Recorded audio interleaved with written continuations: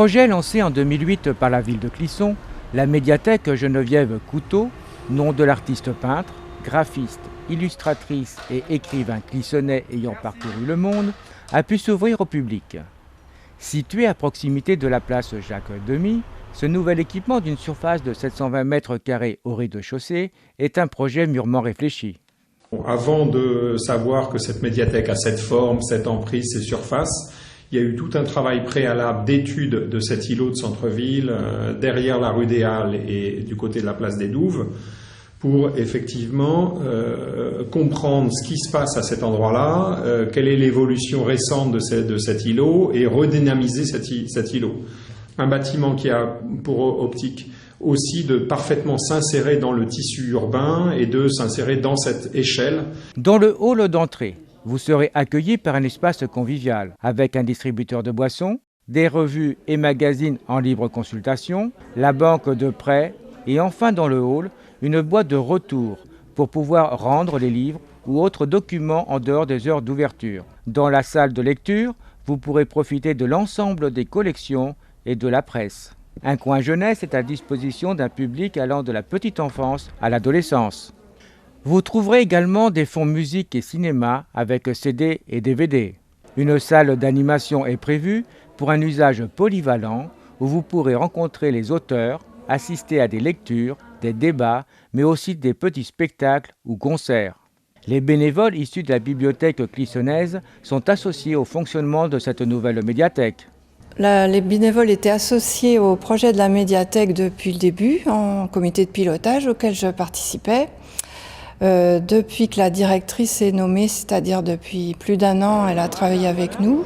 L'association va être dissoute et les bénévoles, qui sont presque toutes restées pour la médiathèque, vont signer une charte individuelle qui donne les droits et devoirs des bénévoles avec les tâches qui nous seront attribuées, c'est-à-dire celles que l'on faisait avant bénévolement, participer en groupe de travail de groupe d'achat, évidemment accueillir le public, faire les prêts, les retours, l'équipement des livres, l'animation aussi auprès des enfants ou des personnes âgées suivant les projets.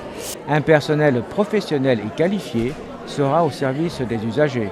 Nous sommes une équipe de 4 bibliothécaires pour faire fonctionner la structure, accompagnée d'une équipe d'une 30aine de bénévoles.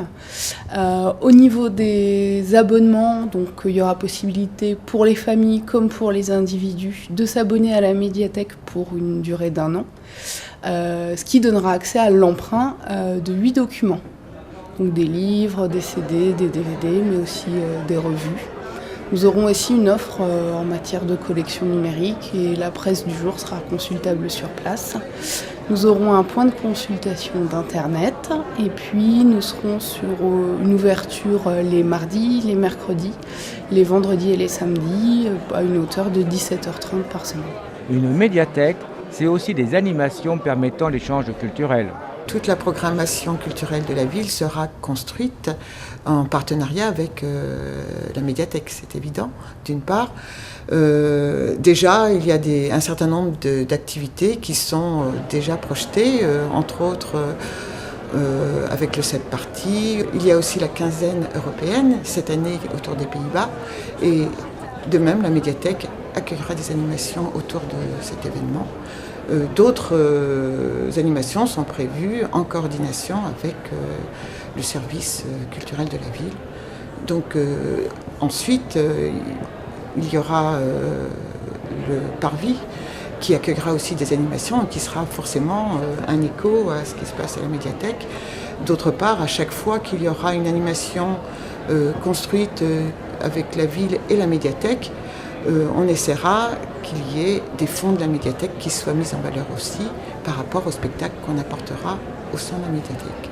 Un équipement au service des usagers attendu depuis longtemps. C'est un équipement qui préexistait de par l'initiative privée. Il y a à Clisson une bibliothèque qui fonctionne avec des bénévoles depuis maintenant plusieurs décennies. Il y avait à peu près 300 familles d'inscrits, ce qui veut dire entre 900 et 1000 lecteurs déjà. On savait qu'un certain nombre de Clissonnais partaient sur Montaigu, partaient sur Valette parce qu'ils estimaient que l'équipement qui était proposé à Clisson n'était pas suffisant par rapport à leurs attentes. Donc on a un programme municipal qui, depuis pour maintenant plus de 12 ans, disait l'importance d'un équipement pour la lecture publique. Et donc, à vocation culturelle, à vocation de savoir et à vocation sociale. À vocation culturelle, c'est donc un équipement qui a toute sa place dans la politique culturelle de la ville.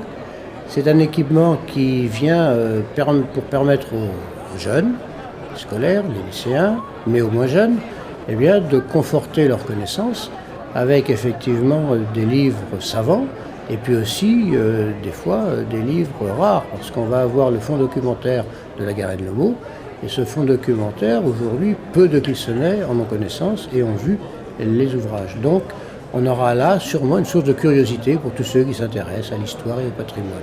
Et puis c'est un lieu de sociabilité, parce que c'est un lieu où on peut rentrer sans rien acheter, sans rien payer. Donc on pourra venir pour lire son journal, on pourra venir pour emprunter un livre et puis se divertir à la maison avec un roman policier, une BD ou je ne sais quoi. Donc on voit bien que c'est un équipement qui a un rôle majeur dans une cité. Et tous les exemples que nous avons alentour montrent que le nombre d'inscrits, des familles qui inscrites, a multiplié souvent par 3 à chaque fois qu'un équipement neuf. Donc j'espère que pour Clisson, on va avoir le même succès. À l'étage, vous trouverez le cercle Olivier de Clisson, d'une surface de 450 mètres carrés, composé de 2 salles de tailles différentes, destinées à l'organisation des manifestations pouvant accueillir jusqu'à 150 personnes. Ces salles sont affectées aux réunions et aux activités des associations. À noter que les collectes de sang s'y dérouleront à partir de 2014 et que 2 chorales pourront y répéter. Coût total 2 727 000 €, à ajouter 15 000 € d'aménagement extérieur.